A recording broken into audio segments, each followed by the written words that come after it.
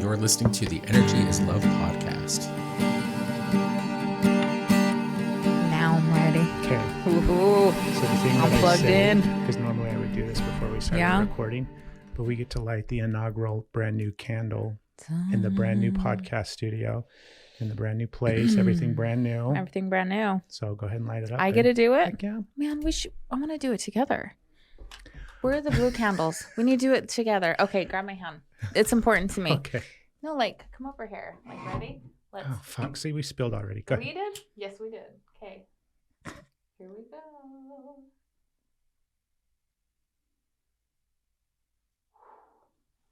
Energy is Love podcast 2023. Here we go. And we've spilled. We did. And by we, I mean me. Here, we can use my. You want to do it? We can use our sweater. Do it. See, we're off to a good start. It's super absorbent, so this is working. I'm not just smearing it across the table. It's all right. We look at it. See, when just one of us does it, now we have a bigger mess. When we work together, it's smaller. Yes. Spin off on that. What's the metaphor there? The metaphor is Craig's. If you want to go fast, go alone. You want to go far, go together. That's totally not mine. Yeah, well, guess what? I don't know who to give the real credit to. I only heard you say it. Also, my neurobrain is having a moment now because I'm like, my arm is wet. I'm like, what am I going to do now? I feel like I have to like cut my sleeve off. So we've got all the new things. It's fine. I got this. Right? Yeah. All the new things. I don't know what to do with my arm. This is a brand new. Oh my goodness, it's bent. What the what? Fletcher, what's his name? We don't need to go into this because I have a new deck of cards. So I got some new playing cards for Christmas and they're hands down my favorite playing cards of all time. And if you're a fan of the podcast, you know that Craig plays with cards all day long because he's ADHD and can't focus on anything. So it's my fidget spinner. And this brand new deck of cards has a damaged ace.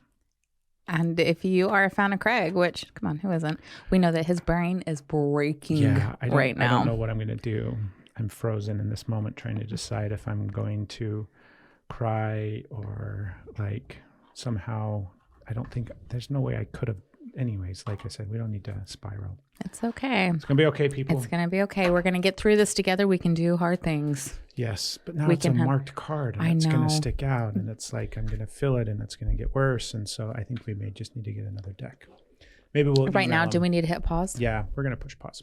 Okay. And start the email and be like, look, I love you. I buy your stuff. I love these cards. It's my favorite. And dude, I know you want to know that you're sending out a defective card and people can't handle that. We had so many things to talk about on this episode. Did I just write the email? Yes. Thank you.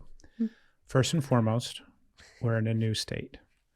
If you listen to the last episode. I love messing with you and you're like trying so hard to stay online and I'm like. So we talked about it quite a bit towards the end of last year and we finally did it. We made our big move. Yeah, it happened. Holy shit. Way harder than I thought it was going to be. So much harder. And I knew it was going to be hard. Right? It was so much harder. So much harder. It's still so much harder. It's still hard. We could do hours and hours and hours about how hard it is. I cry every day and I smile every day. Yeah. Rather than the hours and hours and hours of how hard it is, what are we going to do? What's the biggest thing that you have real quick, new studio, everything's new. Yeah. It's awesome. And we're in the process of it still. Like this is in its infancy. Yeah. It is what's working now. And it's going to continue to build to where we get it dialed in how we want it. We had to soundproof this studio. We got creative. Our other in-home studio had carpeting and all sorts of plenty of. Perfect. It was a good room. It was perfect. It was perfect. And this one has no soundproofing. I mean, it's hardwood floors and bare walls. And so we had to come up with unique ways to soundproof the room so that we could record in here. And it sounds good. I like it. It does sound good. We're going to tweak some more things. Like you said, it's in its infancy, but it feels good. Sounds good. Feels like our studio. I'm not there yet. Yeah. Right now I'm like, ooh. I mean, I sit here.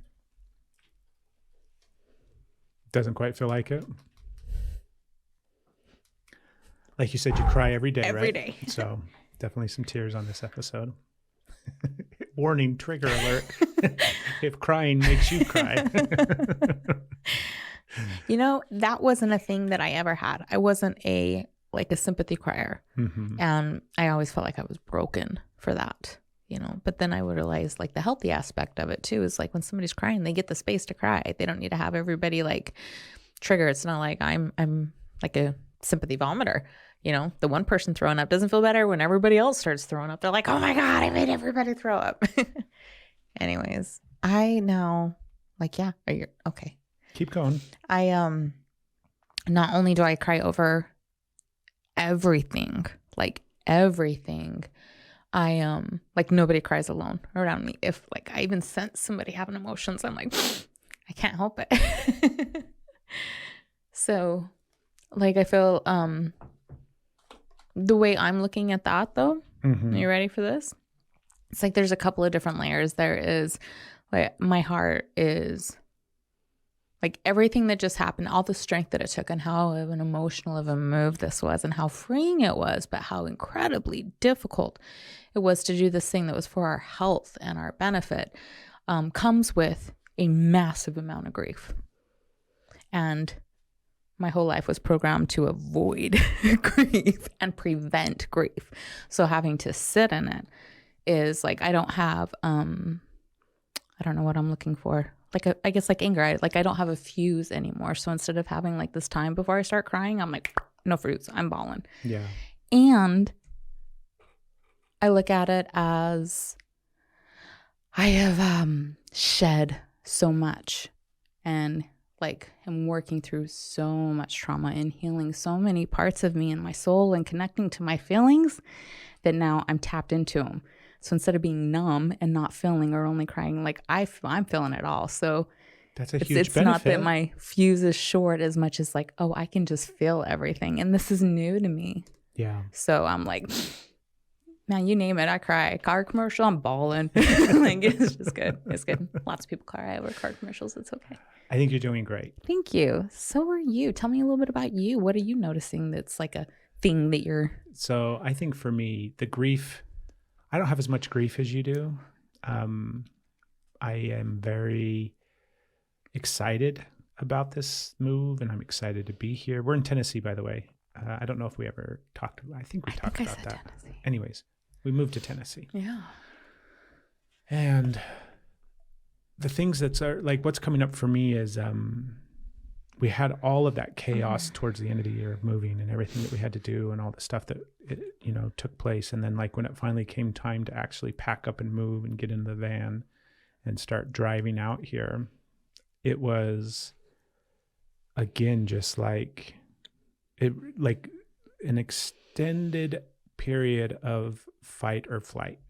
So it was from the beginning of when we decided that we were going to do this thing and we had to, like, do you remember that month where we got the house ready to sell? I do. Right. I That do. was like the beginning of everything got really, really hard and just activated. I was constantly activated. I was always in this activated state. So it was a prolonged activated state that I was in. And it didn't really stop until, and stop is relative, right? It really started to kind of fade and slow and kind of shift out of that activated state. Honestly, maybe only about a week or two ago. Yeah. And we've been in the house now for almost a month, maybe 3 weeks, 3.5 About weeks. 3 weeks. Yeah. So it took a really long time to start coming out of that activated state. And because I think of all the work that we've done in regards to like body awareness and emotional awareness and all the things that we've gone through and experienced and all of our healing and everything like that, I could recognize my body starting to come out of that like super activated all the time, anxious, anxiety filled, fear like state. And then the next thing that started to happen was, I started to relax more and I could kind of like take a deep breath and decompress. But then I started to gravitate towards, not necessarily like old behaviors. It's like the old thought patterns and processes that would go on just in my head that would then stimulate and activate something inside of me to feed that neuro dump, that thing that needs to take place where I'm getting the dopamine and the adrenaline and everything like that. Yeah. So it's like everything starts to calm and level off. Yes, I have anxiety and grief and sadness and all these other things that I've been processing, but then I start creating all of it again in my head, which was very much like, is very much like a pattern for me. And so much of this move and so much of this transition is wanting to break those patterns and break those old routines and break those old habits. So for like the last week, I've been trying to not be hard on myself, as always, right? Just be aware of it and allow myself the opportunity to like recognize the thought patterns coming back in that create anxiety inside of my body and allowing them to just kind of float on down the river of emotions rather than grab them. Does that make sense? Yes. How's that? How's that been working for me? Yeah. Like you've only had like awareness, like what did you say, the past week? Yeah, not the very past long. week that it's finally. So how have you been able to practice? Because it's brand new awareness. So it's just like right at the, barely practicing. How is that like? It's barely practicing, right? That's so good though. Yeah, it's more or less the awareness of it. Like I can recognize, I described it in therapy last week. The idea for me, like this metaphor became really, really clear to me where it was like, I could feel all the stuff on the outskirts. Like if you're in the forest and you've got a campfire and the light of the campfire only extends so far. And then there's the shadows and the trees and the darkness that is on the outside, right? Mm-hmm. And it felt like I could feel some of that stuff starting to creep into from the shadows and from the darkness. So it's like, here's the beautiful light and all this growth and all this change and this really big, massive life thing. And then I could feel some of like the past shit and gunk and, whatever we want to call it from inside of me, wanting to kind of creep back into this lighted place now that we have created. And I'm like, no, like, fuck that. I'm so scared that it's going to, like, I feel like if I'm not alert, like I'm totally out there with hypervigilance. Yeah. Like I've got a lighted up piece of wood that I'm flinging around in my head, yelling at the wolves to get back. Right. I don't want that stuff to creep in. And if I'm not super vigilant, then it will. But the reality, so I'm in that kind of flux state of trying to be aware enough to not be hyper vigilant, because that's the problem, right? Or one of the problems. One of the things that I want to fix is not always being so anxious and being able to just relax and be present. But then I'm afraid that if I'm not consciously connected and working, then here it comes. All the old thought patterns and anxieties and stresses and get a chance to kind of creep back in, and then they like grab a hold of me and just settle back into their comfortable spots where it's like they come in and they grab a hold of my body and then they like work their way up and sink right back into like, we'll make ourselves at home here too. Exactly. They're like, we know where to go. And then they'll just like sink into my body and then I'll be back into the depression and back into just the heaviness. Like I feel really light. I feel a lightness in my body and I want to keep it. Right. Good. So it's trying to manage the fear over losing it, but then also not being too afraid. It's life. I know. It's like everything's temporary, including the light feeling. Like it's all going to do its thing. And I can tell like how you just responded to that is exactly how I respond to that. When I hear that, I'm like, fuck off. I can make this stay light. I can like keep it. Yeah. It's so hard. It's so hard because you finally feel like you're breathing. You can breathe. Your head's above the water. Maybe your head's not even just above the water. Maybe you're out of it, you think. So you're like, what do you mean this is temporary? Like, this is the goal. No, I'm going to hold on to this. Right. Yeah. Yeah, it's hard. It's really hard. And we have all of this amazing stuff that's happened. Yeah. Like the beautiful synchronistic connection and correlation of the universe unfolding before us and laying this like beautiful yellow brick road for us to follow to our new home here in Tennessee was palpable. Yeah. Like it was every step along the way we're guided. Every decision that we make was the right decision.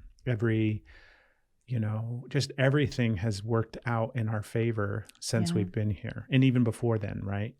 Like in the selling of the house and the timing of that, and trying to, like, we definitely don't recommend moving during December and the holidays and Christmas. And I mean, it just isn't added.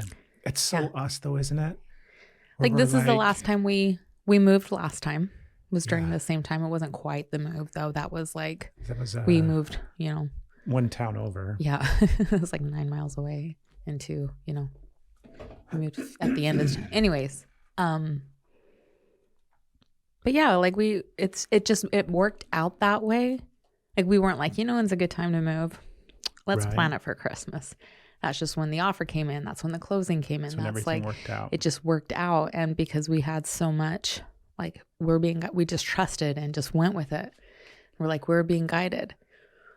I had a fairy tale in my head that once you let go, I mean, so many of them. I have so many of them. I'm only talking about one right now. But that once you let go and like completely trust in being guided, which I did, but I thought that meant it was going to be easy, or easier at least. I thought because I'm just like, whoa, just stepping into it and releasing and surrendering. Like the hard part was the letting go. Yeah.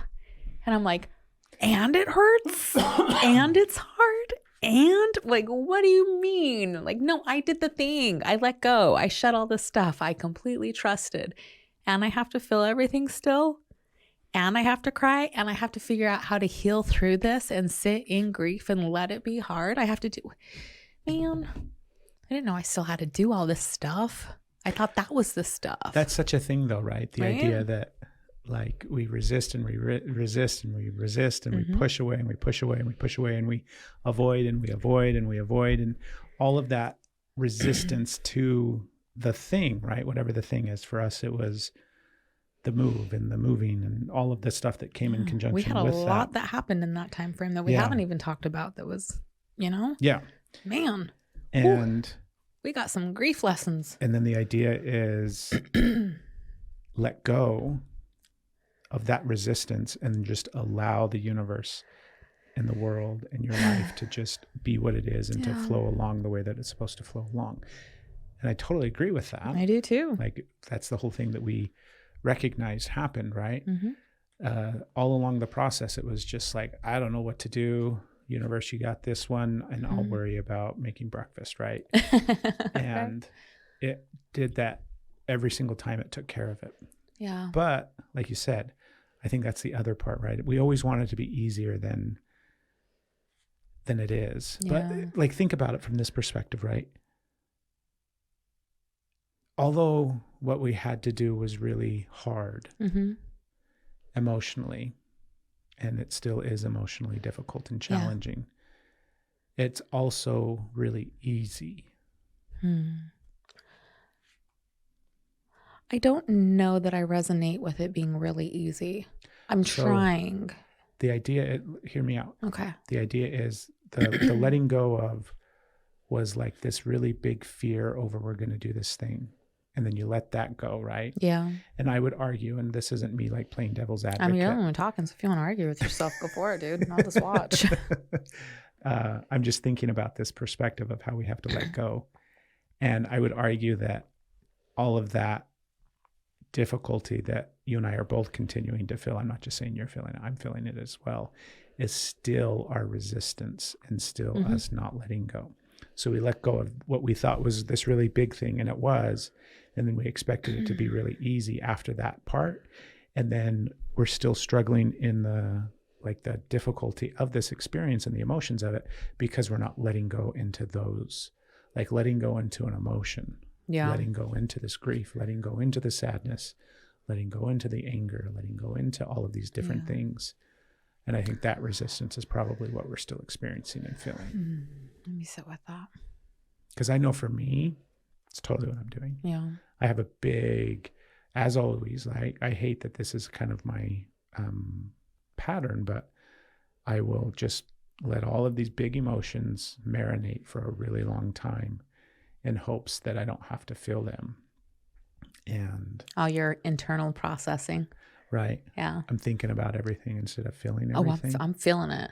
Right. Yeah. And I am, but it's like the cursory feeling of it. I feel the existence of it. I'm not actually feeling it. Mm-hmm. So it's like I know that I have a ball of emotion inside of me that I'm feeling, but I'm not actually feeling the emotion of it. And I know that that's eventually going to catch up to me. Yeah.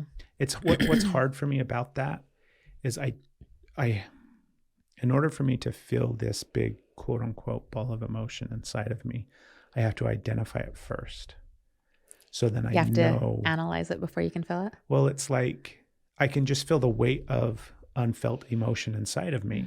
But the idea that I'm going to like sit down and feel emotion, right? What kind is it? I don't know. That's the problem that I'm in. I was trying to control your emotions so you can have them. I don't necessarily think, I mean, yeah, it's control for sure, but it's like before I can feel it, I have to identify it so then I know how I'm supposed to feel. Yeah. Like if it's anger, then I need to identify that it's anger so then I can do the appropriate feeling process for anger. If it's sadness, then I need to know that it's sadness so then I can allow myself to do whatever it is that I need to do to feel sadness.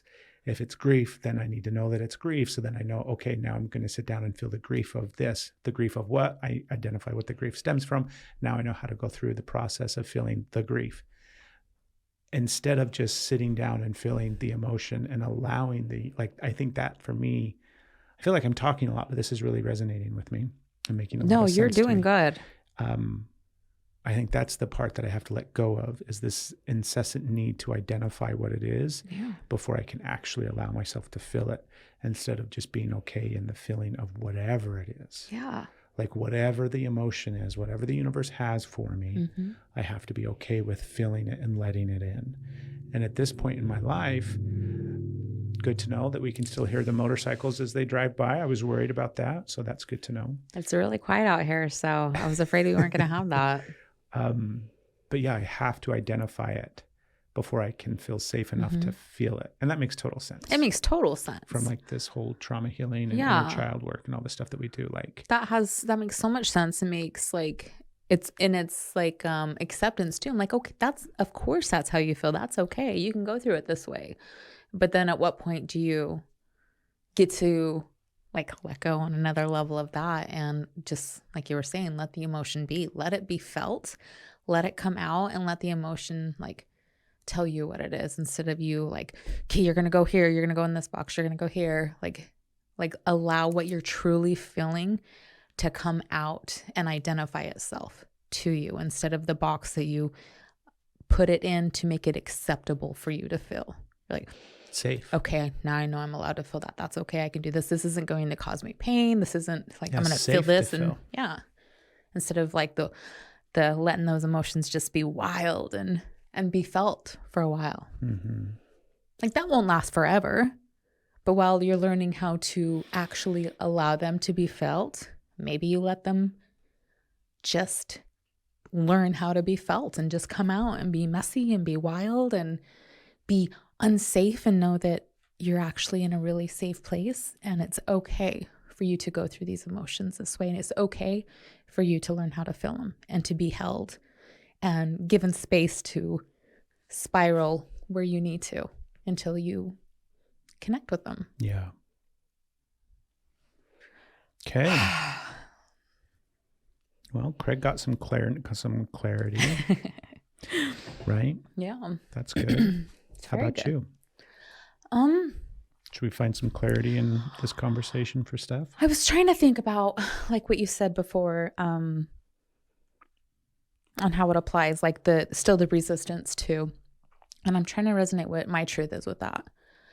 And like the first thing that came up was like, I had a metaphor of what it feels like to experience pain and grief and sorrow, all of the difficult emotions when you have let go, when you are letting go and surrendering to it. And the difference, I had my expectation because I've never like really sat in grief. I didn't know how to do it. I knew how to feel miserable. It was Okay, it is better. I knew how to feel miserable and depressed and chaotic and just controlled by it.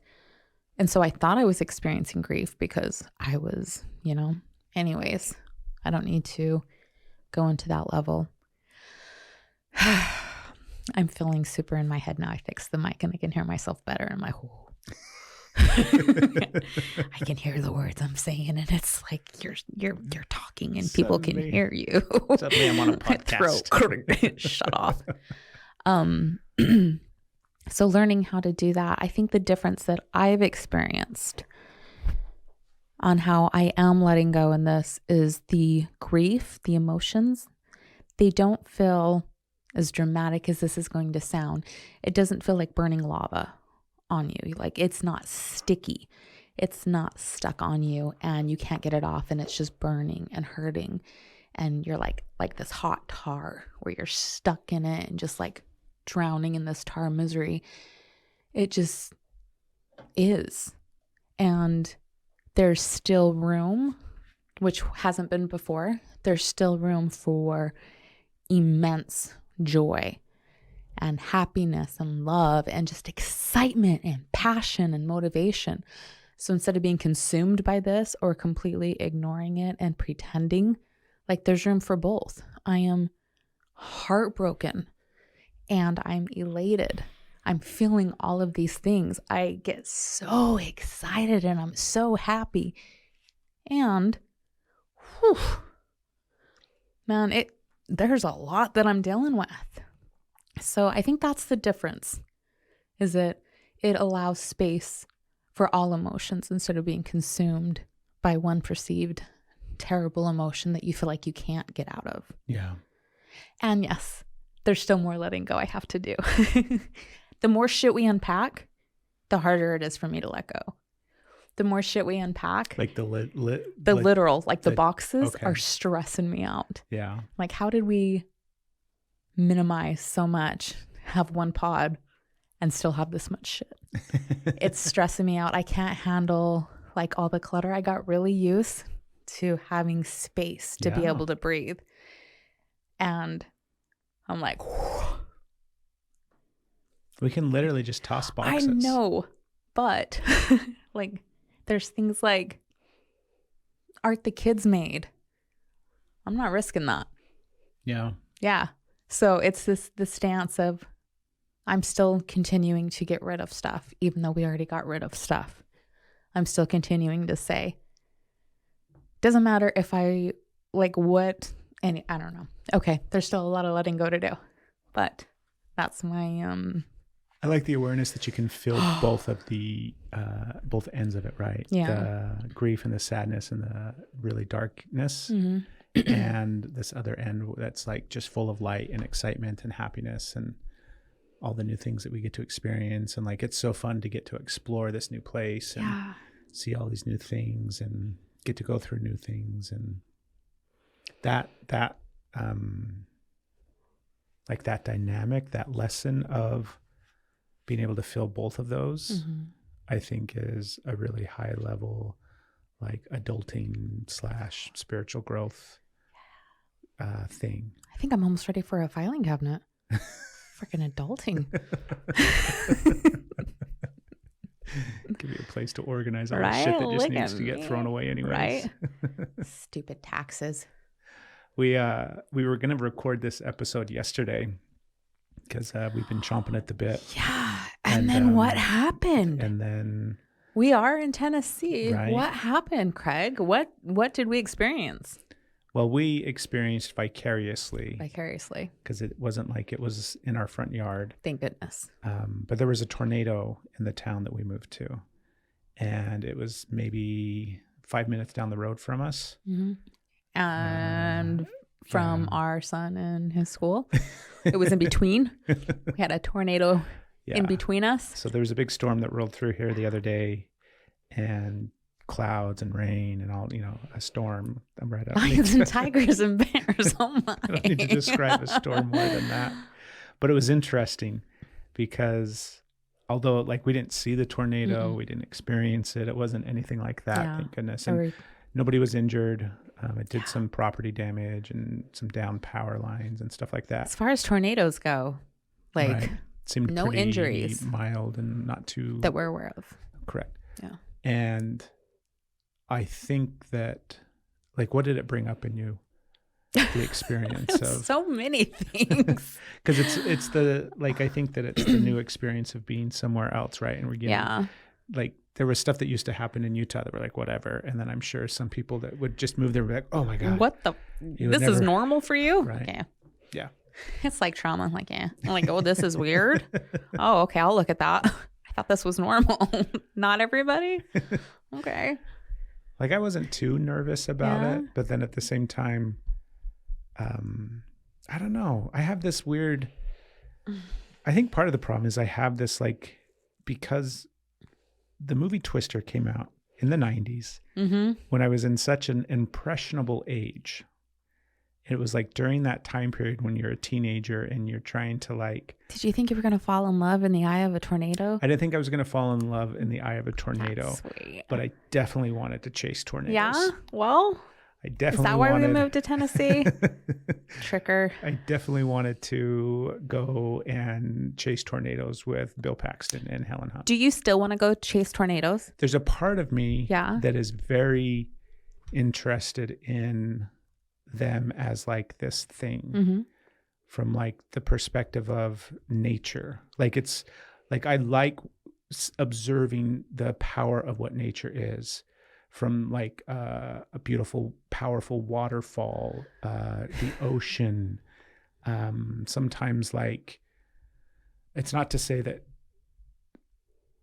I mean, things are terrible, right? The hurricanes, tornadoes, the destruction, the death, all the stuff that natural disasters can bring, that part I'm not like excited about. That's not what but it's like observing this thing that we live in and that we like completely take for granted and don't recognize the power with which exists like here and now in the world, right?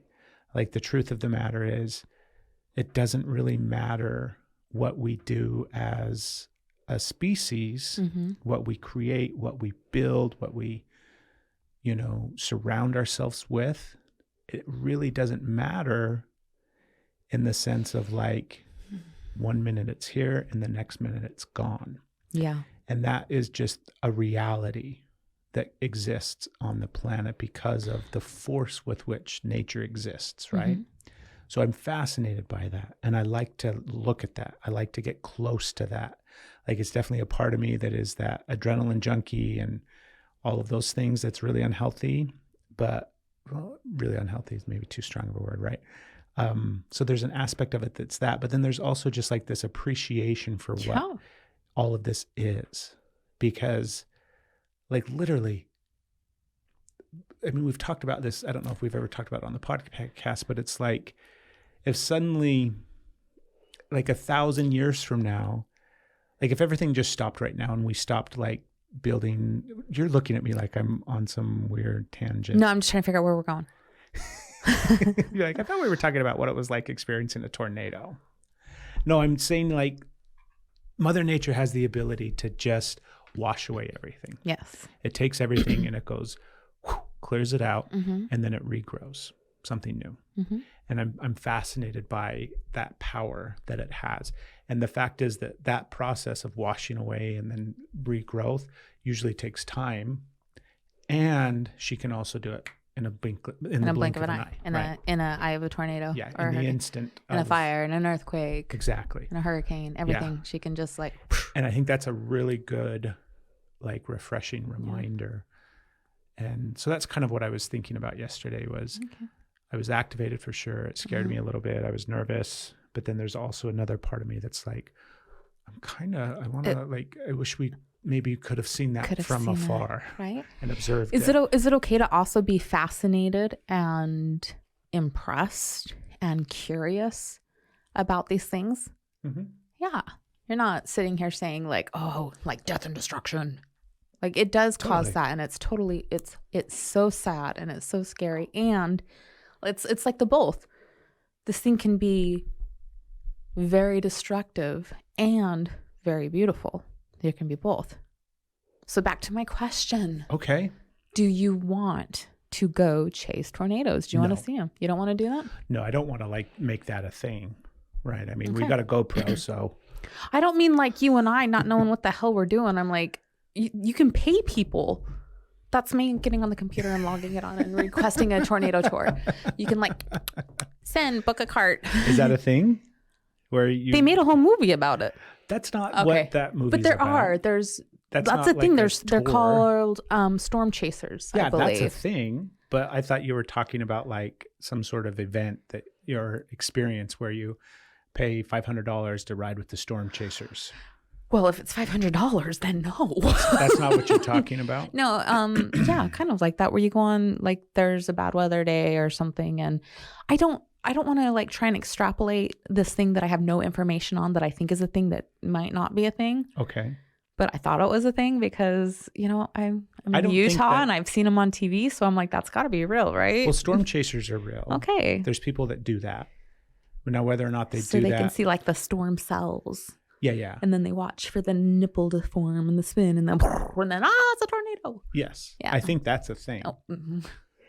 Is that the thing you just asked me? No. What I thought you were trying to say was, is it a thing where you can like get a Groupon deal to go ride with the storm chasers? I haven't looked at Groupon in Tennessee yet. It's on my to-do. So that's what I thought you were saying. I was. And I don't think that's a thing. You know? I don't think like Joe Blow citizen can just go experience tornadoes with storm chasers. I think you have to like. If you have enough money, you can go to space. I think if you have enough money, well, you can go. Right? Like we don't have that kind of money, but. I'm not interested in it. Okay, that was my question. Is like, is this something you're interested in? But at is the this same something time, that is like, pulling to you? Do you want to see it? I do want to see one. What's a way that you can see it, that you can allow this need to be met in a non-destructive way? Oh, I don't think we need to necessarily go that deep into it. Of course not.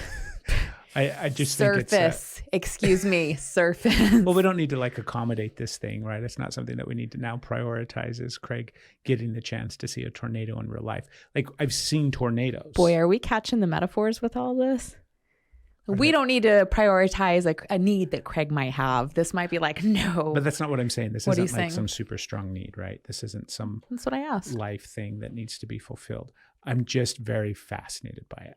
Yeah. And I am like, even just the rain that we get here is different than the rain from Utah, right? Right? I didn't think that was a thing. Yeah. It's like, so different. Yeah. That in itself is the same thing where it's like, that part fascinates me. Right. I love being able to just witness what the world around us is doing. Because like, there's nothing that we can do about it. Right. Right. It's completely something separate from humans and our ability to control and manipulate our surroundings and all those kind of different things. And I love it. All right. Like I love that. But it's the same thing of like, I love watching, you know, a river and watching the force of it and seeing how it shapes the land and all of that kind of, it's all the same kind of scope. There's just like an extreme end of it where it's like if we're driving, like for example, yesterday, because this tornado that happened yesterday happened right by a highway that we drive. It's the main thoroughfare to get to and from where we live into town. Again, between us and our child. Had we been there. Had he been on that road? Like. So many things. Two things.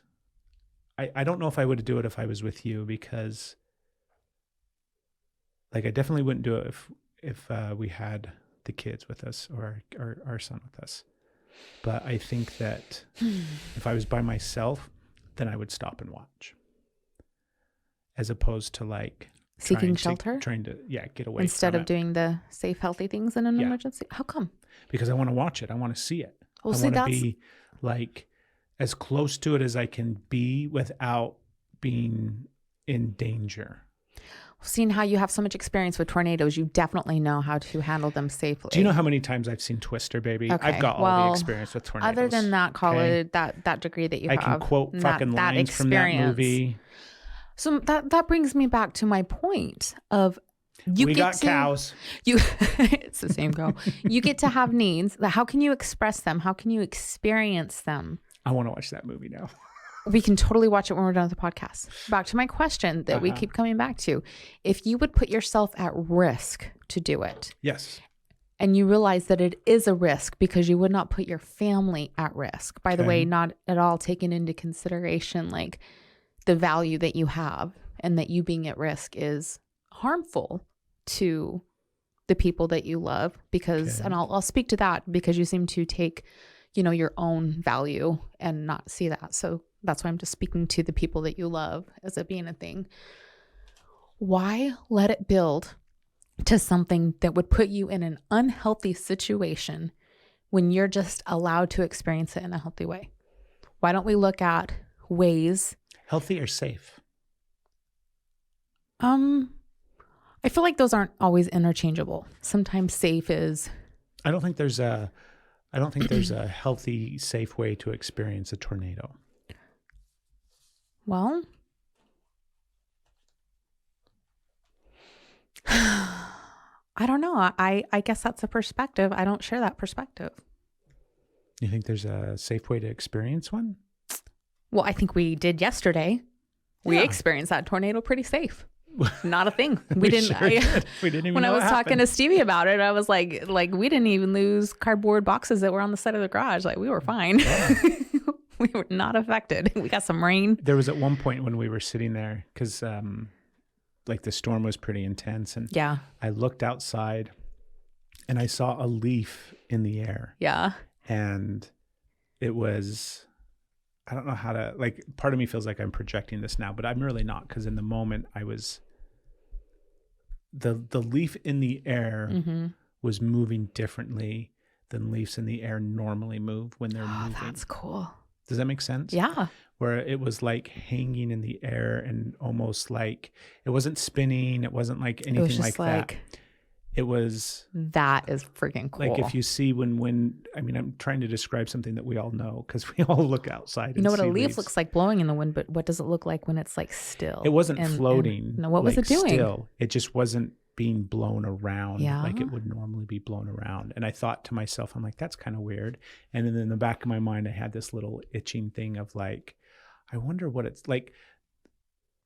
I have a big question of like, what does it look and feel like leading up to a tornado? That's another part of it too.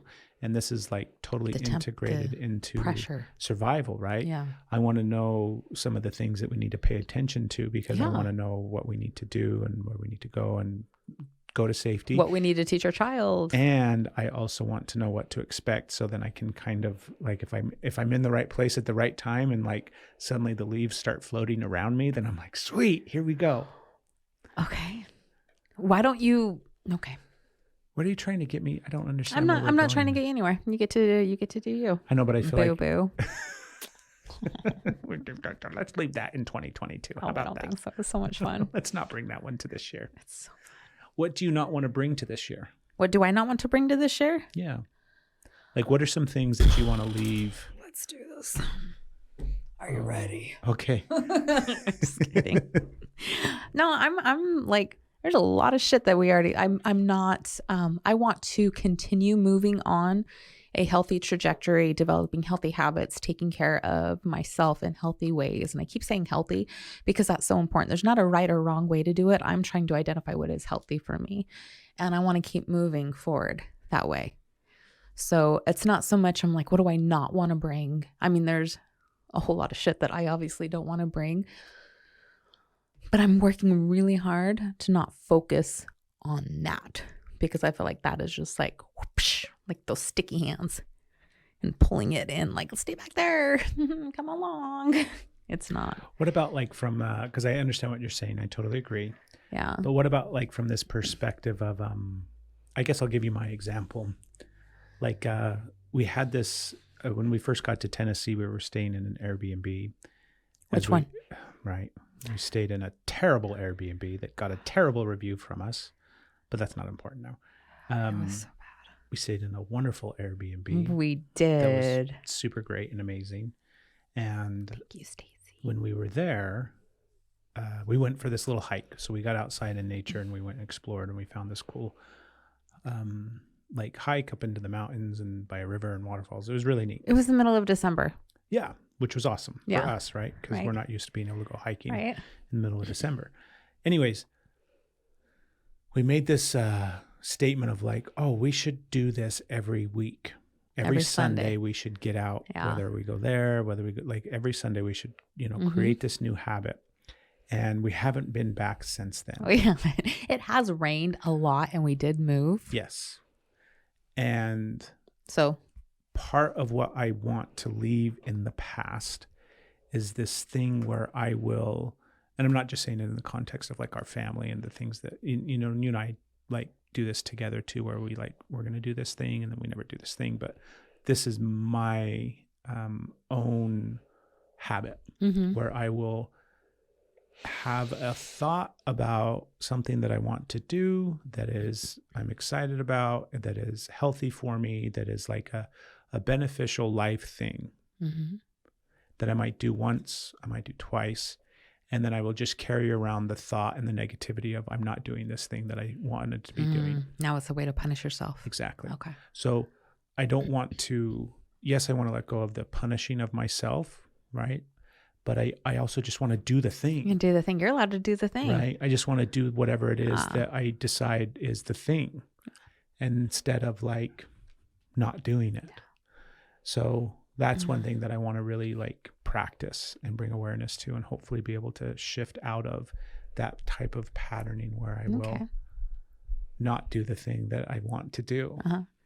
To do or said you were going to do. Right. Yeah. So like, I'm for example, I'm resonating with that very much. Starting of the year, it's like every morning or every day I need to get on the yoga mat. Yeah. Ideally, I'm going to do it in the morning, but we're kind of getting a morning routine figured out with the kid going to school and everything. So I haven't been able to consistently get on the mat in the morning time. And I'm like, that's okay. Maybe the ideal time is later in the day. Right now, it's just making it a goal to do it every day. And I'm trying to implement that practice with, maybe 75% success at this point. But I still want to continue it. Like it's a goal of mine. Yeah. Yeah. Can you relate? Like not necessarily in regards to that specific thing, but like maybe something that I can relate in regards to that specific thing. I have the same one. Yeah. Like on the mat every single day. And I am. I've stayed consistent with that. At first, I thought it was going to be in the morning too.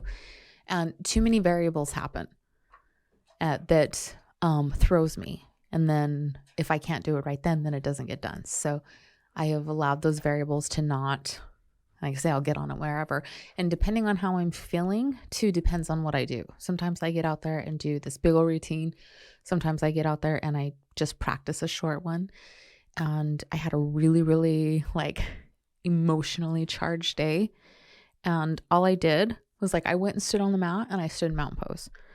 And I was just like in my Tadasana and gave myself affirmations and took myself through a meditation. I didn't do any, I stood there and like connected, grounded, and did a really like energy grounding, combining, like balancing meditation. And I don't know, it was just only a few minutes, but that was like, it doesn't have to look like anything other than exactly what you need in that moment. And so many times before I would fail because I'm like, it's got to look like this. I got to complete this class. I got to achieve this. I have to do it for this long. All of these ways, like before that would not have counted. I wouldn't even have allowed that huge success and very beneficial thing to count. And then I would consider that a failure. Now I have already failed and now I'm done. So then it removes from my practice and I don't even practice because I already failed. So I'm just like, throwing that out and allowing all the ways that I am doing good and I am showing up. And just standing on the mat, you're showing up. Like you get to show up however it looks, as long as you keep showing up. You don't get you know what I mean? If you're showing up, you're showing up. Exactly. That box is checked. You showed up. Yeah, there's some mornings where I get out there and I just sit and like meditate, practice meditating, I should say. And that is it. Exactly. I'm not doing any asanas. I'm not doing any movement. I'm just, okay, I'm on my fucking mat and I'm sitting here. Right? That's beautiful. That's so cool. I'm starting the practice of doing this thing every day. So yeah. That's so good. I'm excited. Yeah. Like in general, are you excited about this? I am. this life that we are now getting to create. Mm-hmm. Like, it feels even more so. I know that we are always creating our own existence, and like, there's so many things that we have a huge list of podcast ideas and topics that we want to address, because my brain has been very much in this space of like content creation and figuring out all sorts of different stuff, and like good things to talk about on the podcast is very much in the scope of that. So we've got a lot of stuff, so we could record like list. A bunch of episodes, which is exciting. Should we do it right now? No. We shouldn't do it right now. But by and large, it feels like we are creating our life more now than we have in the past. And I know that's not the case. It just feels like that. Yeah. Does it feel like that for you? It might be the case. Yeah. I mean, it might be. We're not so bogged down by some of those past traumas. Right. They didn't magically go away. Mine did. Yeah. As soon as we crossed the Tennessee border. Were you like, no more traumas. It's just like I went through the magic bell and my PTSD went from past to non-existent. Whoa. No more trauma. What? I feel like we were on the same road. How did I miss that? Well, was I seat. too far to the right? Mm-hmm. Was I like, which I don't think I like hit the same tire tread you did. Something that like I made a promise to myself that I was going to like show up for myself. I was going to show up fully in this, which also means, messy. Yeah. That I wasn't going to do all of this for nothing. I wasn't going to do all of this and recreate all the shit. Yeah. I was going to, and that doesn't mean that all the shit isn't just like, again, doesn't magically go away. I feel like I have to caveat everything. Like I'm not allowed to have a positive thought without somebody being like, yeah, I know all the yeah buts and get to be positive. Is that the external or is that the ego? You know what? It's both. Yeah. And I caught it the other day in a session for me that I was not happy about. And I was like, this isn't resonating. Like I get to be, as much as I have to acknowledge the bad, I get to acknowledge the good. There's like, I get both. So I'm not going to sit here and caveat that. I get to be happy. I get to be happy. I get to show up and find things that I like and that I'm excited about. I get to be brave. I get to be me. I get to be like a dork. I get to be just incredible. Like all the things, like wherever I'm at, because in so many different areas, right? Some areas I'm like, man, I'm stellar. This is amazing. In other areas, it's like, oh, dude, Training wheels. So exactly. Not even that. I'm still working on tummy time. It's just like, give myself a bonky nose. But like I all of these experiences I get to have, and the effect of not only it is for me, but not only is it for me, but it's breaking generational traumas. It's breaking the pattern of existence that has been laid out. So it's paving the way in a sense. And it's not saying this is the road that you must take now. It's saying, hey, there are so many more roads than what I have showed you. You get to make your own road. So it's not a paving the way for them to follow this road. It's paving the way as saying you get to pave your own way. You don't have to do it this way. You can. You can stay in these tracks or you can do something completely different and you can be happy. Now, what comes up for me is those patterns are starting to come back up where I'm like, I don't deserve to be happy because I did this.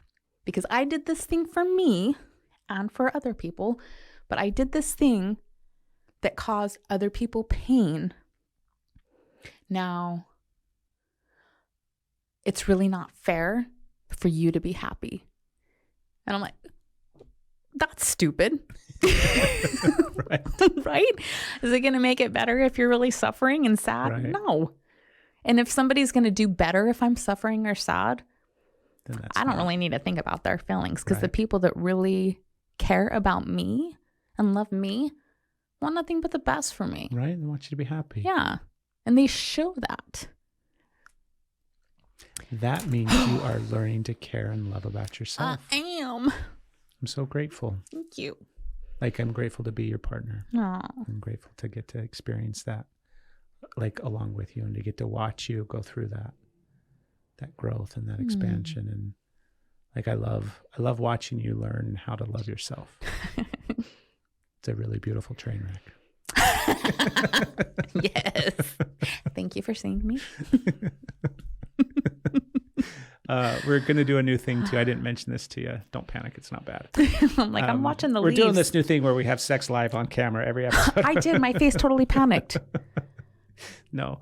I forgot it was a joke in an instant. At the end of every episode, we're going to answer questions. So that's going to be like a new thing that we say we're actually going to do, and we're going to do Okay. Do we have questions? We do.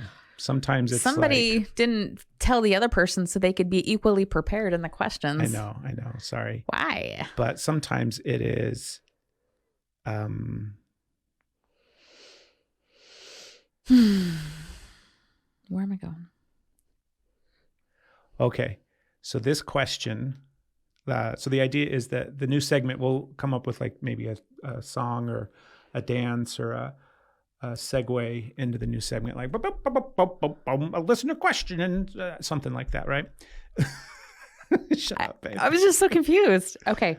So this one comes from Instagram, and these you can submit at any point, right? You can email us these questions. You can send us messages online. I'm just seeing this. Thank you. You can do anything at all. It doesn't really matter. It's up to you. However you want to get the message to us. There's so much here. And we'll answer this question. I'm so excited to do this. So this comes from Instagram. I was going to say, do they want to be identified? I don't know. So that's the other thing too, right? Let us know if you're okay with us mentioning who you are on the podcast. Yeah, specifically say that, or we will not. Yeah. So in this instance, we don't know for sure, so we won't mention this person.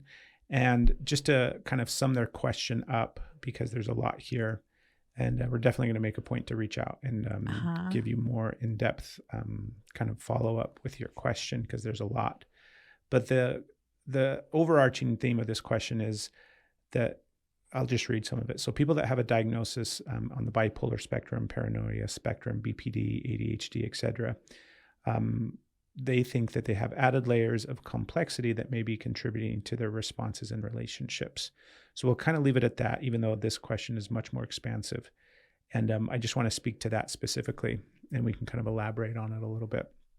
But the idea is that, like, in relationships, and it's not just like romantic partnerships also, it's just like any relationship, family relationships, friends, coworkers, everything like that. In relationships, there's so many, like an endless amount of factors and variables that go into the health of a relationship or the unhealth of a relationship, right? So sometimes the toxicity that exists in a relationship is influenced by so many different things. It's not just one thing, it's a multitude of things. And it's not just the toxicity of the relationship, it's also the health of the relationship and the strength of the relationship. And when it comes specifically to like mental health, first and foremost, like, we aren't mental health professionals. We aren't, doctors or specialists. We're just a couple coaches that have an extensive We're speaking of our experience. We have Correct. a lot of experience, but again, it is speaking of our personal experience. our direct experience for that sure. we are sharing and bringing our experiences and what we have learned and gained from our healing and working with others and really going into ourselves. So that's what we're bringing forward. Correct. So if it resonates, then there you go. And if not, let it go. So Stephanie and I both have like a smorgasbord of mental health. I don't even like necessarily thinking of them as necessarily issues, right? However you want to label them. But we both have anxiety. We both have depression. Those are like the two easy ones that society is getting more and more comfortable with acknowledging, which is great. We both are super neurodivergent, which means we have some like autistic behaviors. We have some ADHD behaviors. We're on this beautiful spectrum that I think everybody's on, but we're just really aware of it. So we have all of those influences. And then we have personality traits. So all of these labels that come from like the mental health field and the mental health profession, things like BPD or because you've got like, I'm not saying you've got, meaning you, Steph. He's not projecting. I'm not projecting. But like in the realm of mental health, there's personality disorders like narcissistic personality, borderline personality. There's no way that we can cover them all. Yeah. And so we're not trying to leave anything out. Exactly. There's just this huge spectrum of mental health. And you and I fall on that spectrum, and we have at different points in our life. I have narcissistic personality, not necessarily disorder, but I have those traits, and I have that stuff in me. I have bipolar in me. Eating disorders is another one. Like I have, I was just recently kind of learned about this. I can't remember what it's called. It's got some specific name, but it's like the binging. Anyways, I just have I have mental health and emotional health issues when it comes to food and association with food. And so I have this beautiful spectrum of stuff, and all of those things shape and influence our relationship. And all of those things that I experience and that I have stem from like one of two things. And that's kind of like a broad spectrum too, right? Okay. Because it doesn't necessarily mean that it's one of two things, but typically mental health is going to be either like something that you were given in utero in birth. It's just your development. So it's passed down through your genetics and everything like that. And it's just the chemical makeup of your brain and your design basically. And then the other aspect is when we're born and then we come out, then we go through traumatic experiences, and that then can also shape our mental and emotional health. So I have both of those experiences. I have copious amounts of trauma in my life that has shaped my mental and emotional health. And I also have like some things that stem from just the chemical makeup of my brain from birth, from the lineage passed down to me. All of those things, same applies to you, right? Yeah. Would you agree? Is there anything else that you want to add to it? No. I think, yeah. So that being said, yes, 100%, all of those things play a role. Yeah. And there isn't one solution for anybody. And things like medication are great and they're wonderful and they help so many different people. And I think that it's like everything else where sometimes there's a time and a season for those things, and they can help for different periods of your life. And then sometimes they aren't as helpful. And what's helpful for me isn't helpful for you. Like we always talk about, one person's medicine is another person's poison. Yes. And so there is no one size fits all or one solution for everybody. And that big overarching thing of like, there's so many different aspects to this, meaning your mental and emotional health and how it plays a role in your relationships and what influences relationships and what you have to take into consideration in a relationship. All of that being said, that's really hard for us to kind of accept as people, I think, as humans. We like things very neat and clean and in a box and very identifiable, easy to label, easy to, pinpoint what the cause and the issue is. And that's kind of how society is set up and structured. Yeah. And that doesn't also mean like when you give that descriptor, it seems like everything is neat and tidy.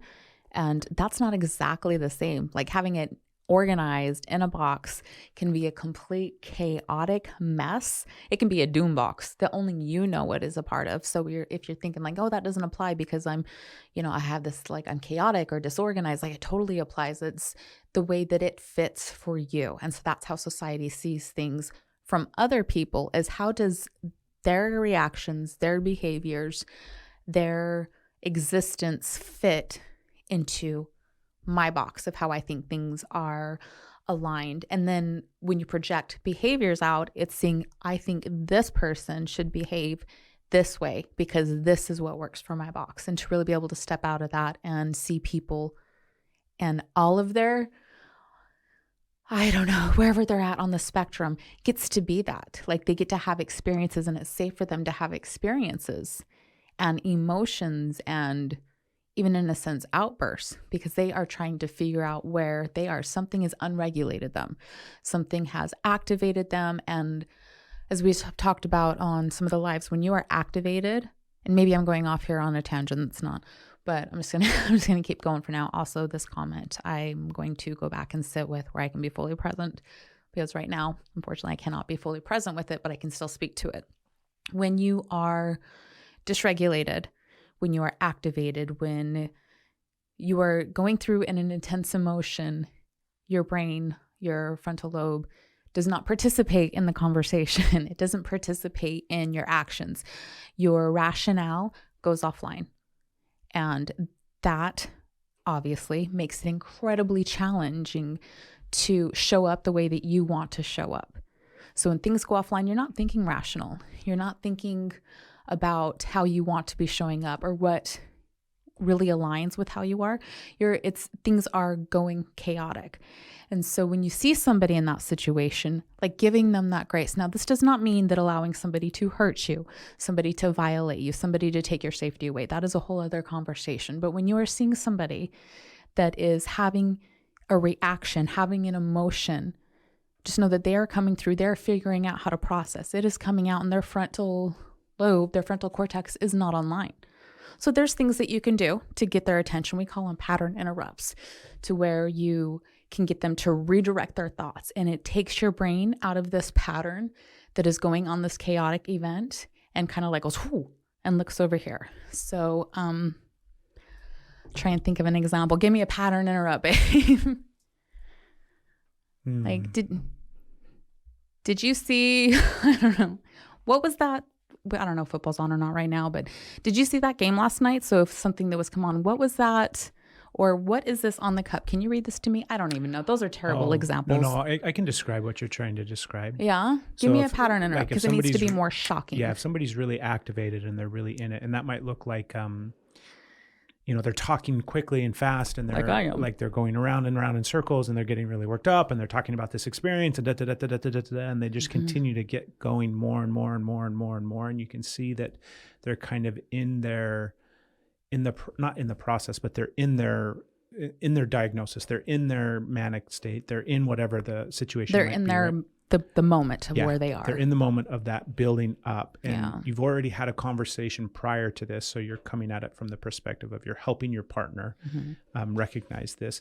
Then you can try to grab their attention and shift it in regards to something else, just as that pattern interrupts. So like Steph said, like suddenly I'd be like, hey, do you know if we're out of LaCroix? Do we have any more in the pantry? Do you remember if we've got any more of these?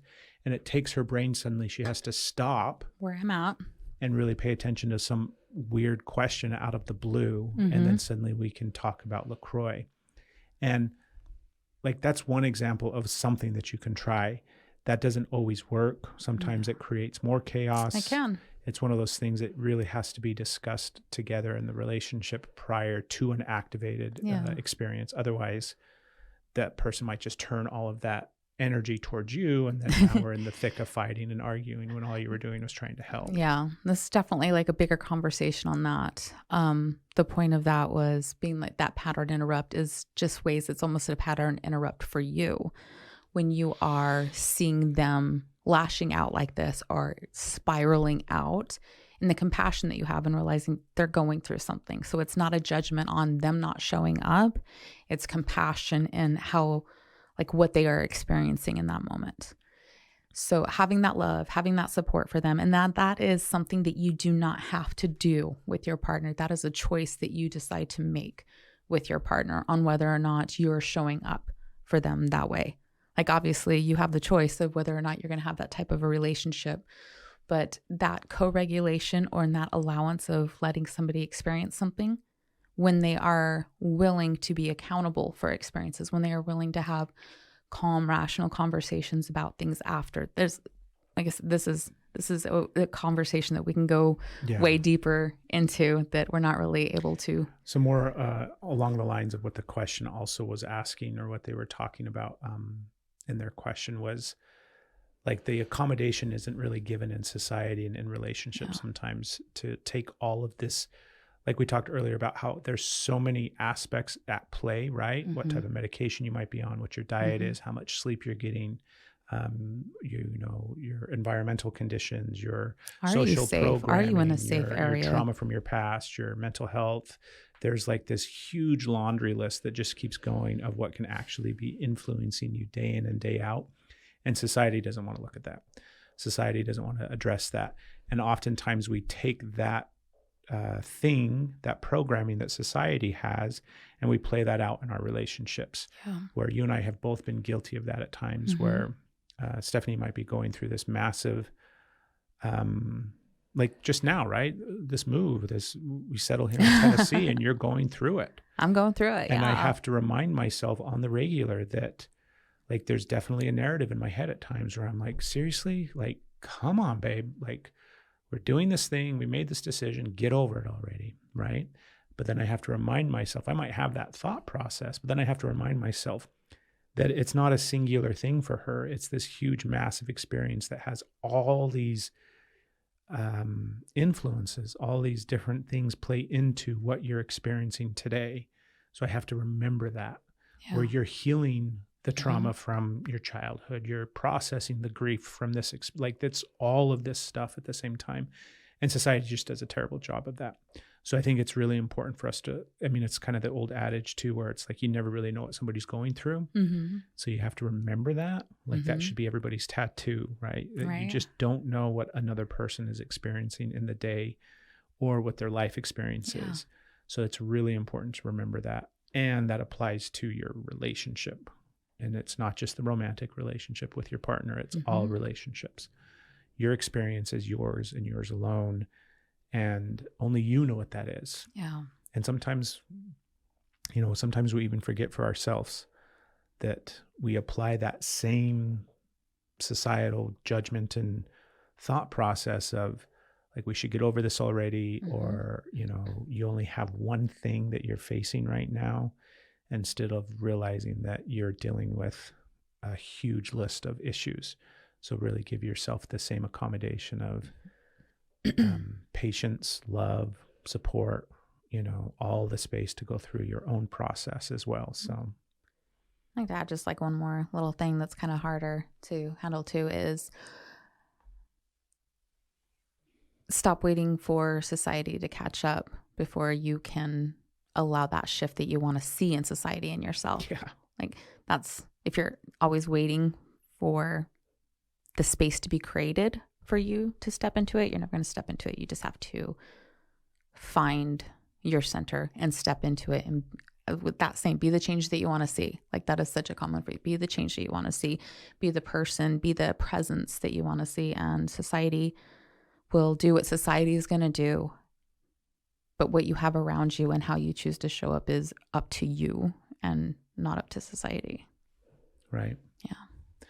Well, if everybody did their own internal work and everybody was working on themselves and we weren't so focused on what the other people were doing and we were just focused on our own internal health and well-being, then suddenly society becomes a much better place. Yeah. So when it comes to questions, like we said, you can send them to us any way you want to get them to us.